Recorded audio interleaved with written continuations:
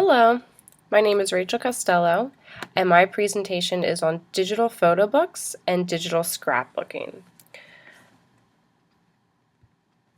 So some of the uses of digital photo books and digital scrapbooking are listed here. The first of which is that all of these sites can be used as storytelling devices.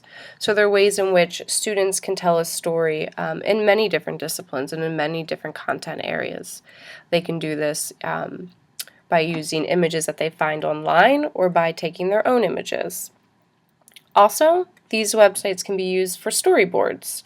And I think storyboards are a really great pre-writing activity for students. They get them to think about what they want to do before they start doing it, especially when it comes to filming or even photography. These sites can absolutely be used as ways of doing photo documentaries, which would be really great in a social studies classroom or even an English classroom. Some of the sites that I've looked at have formats that you can use, where it can be a newspaper format or even an actual scrapbook format. And again, that could be used in I think all content areas really. Even science and math could definitely use those formats. And lastly, these sites are really good ways of sharing your own personal experiences. I kind of imagine an activity in my mind where students could use these websites as a way of showcasing what they did over the summer. So they're not just doing a presentation, they're not just telling you, they're not just writing a paper, but they're visually telling a story about how they spent their summer.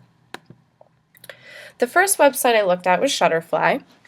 And Shutterfly is a really creative way of displaying your photos. They have lots of different formats available for you to use and lots of different themes. So it's a good way of displaying photos but also making them look pretty and making them look fancy and using a theme that's education or using a theme that's about traveling. The website does provide free photo storage, so you can store as many photos as you want for free. You can also share the photos very easily. One of the great things about Shutterfly is that you don't have to have an account to view photos that someone else has put together. I'm signed up to be a user on Shutterfly, and I have a URL that I could just send out to my friends and family for them to look at some of the photos that I've uploaded.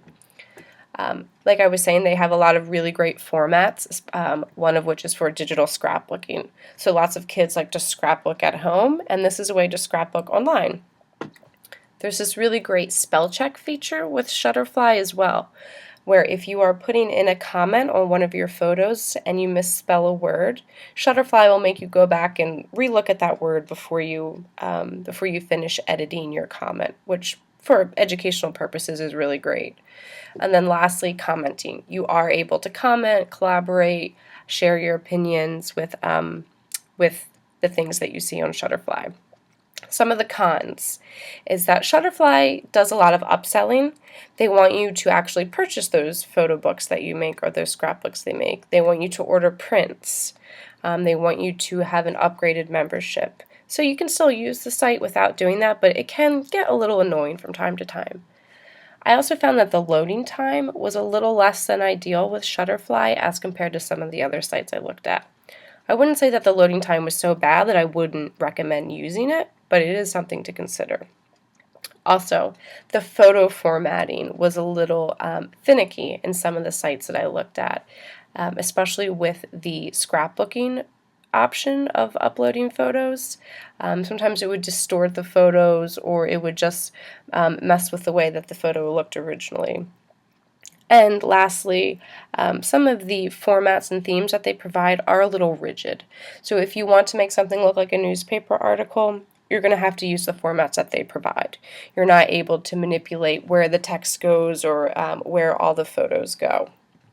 And just to give you guys a visual of what some of these sites look like, I put together little presentations from each site. So this one is from Shutterfly. And what's really great is that you can just go in here directly from the URL that's provided. So you don't have to have a membership on Shutterfly to see this. And this is about a trip that I took to Paris. So we'll just really quickly look at some of the photos that I displayed. And as you can tell, this is obviously from the scrapbook format that I was talking about. And I use this because I think that students would really, really like it. It's just something that's a little fun.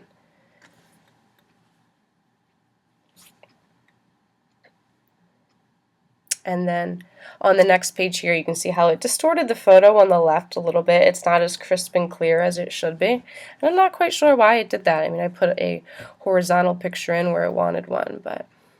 So this is just an idea of some of the options that you have available with you on Shutterfly. All right, the next site we are going to look at now is Imgur. This is a site that I had never used before, and I was pretty excited to look into it because I have seen it used before. Some of the pros include that it is incredibly user-friendly. This site was so easy to use. I didn't really have to think at all about how to upload pictures or what to do. It's completely free. An upgraded account is available, but I didn't see any need for it. I was able to do everything I wanted on the site. What's cool about Imgur is that you can do blog-style postings as well, so that gets students thinking about digital photo books and also about social media at the same time. This site definitely stresses commenting, collaborating, and sharing your photos. And lastly, there's a large community of users. A lot of people are using Imgur, and a lot of young people are using it too, so I think it would really appeal to students. Some of the cons include that storage is temporary on this site. Now, technically speaking, if you post something and nobody looks at it for 6 months, it can be deleted. Also, there is a photo limit of up to 250 photos that can be displayed at one time. Now, Imgur will keep your photos in your account once they're uploaded, but you will only be able to display 250 to the public. Of course, if you upgrade your account, that's a little bit different. Imgur can be distracting because there are lots of users on here, and you can upgrade and downgrade photos based on their popularity. It is uncensored, and like I said before, a lot of young people are using it, so you can kind of use your imagination about some of the things that might be available there. And it has less frills. It's not going to be as pretty, or it's not going to be as fancy as the previous site that we looked at, but it's still very user-friendly. And then this is just a little something that I created. Again, you don't have to log in. You can just look at this as a regular person who doesn't have an account there. And this is a blog style posting that I did about my trip to Berlin. And you can just scroll down. You can see that I've put titles up at the top and then some captions on the bottom. And on the right side here, you have different thumbnails where I could click and go back and forth. So this is just a really, really great site to use. And there are different layouts too. You don't have to do it like this. You could do it where you see each image one at a time. But I liked this because it was a lot different than some of what the other sites had available. All right, now we'll look at Flickr. Flickr considers itself an online photo management and sharing application. Some of the pros to this site that are a little bit different from the others is that it does have a mobile app. And this was the first site that I went on to that was really trying to market their mobile app. As soon as I went onto their site, that was one of the first things that I saw. It is free, and it's very easily used when it's free. Again, an upgraded account is available, but I don't think it's necessary. Flickr has the option to tag photos. So if I take a picture of the beach and I tag it as the beach, then other users can go to the site and they can search beach and any public photos will come up. Again, commenting, collaboration, sharing is available on this site, and it is definitely used a lot. And the other really great thing about Flickr is that you can upload videos as well. It's not just about photos. And that was, again, one of the first sites I saw that did photo sharing as well as video sharing. The cons. This was not one of the most user-friendly sites that I went to. I had some issues working the site a little bit as somebody who wasn't familiar with it. One of the other cons is that I had to link up with Yahoo in order to get to the site. So once I put in my email and once I made my account, I was sort of forced to hook up with Yahoo because Flickr is owned by Yahoo. That's not that big of a deal, but you are sharing your information with another company or another group.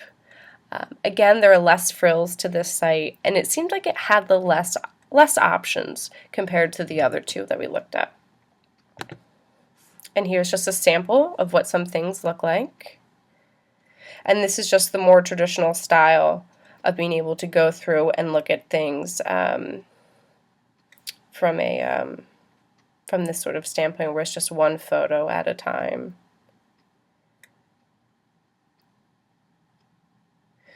One of the things that's not so great is that these pictures do have captions, but they don't come up when you view them like this. You would have to view them one at a time to see the captions that I put in, and that seems like a really silly feature to have.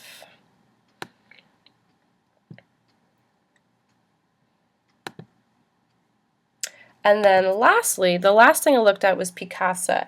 And this is a little bit different than some of the other sites that I've looked at.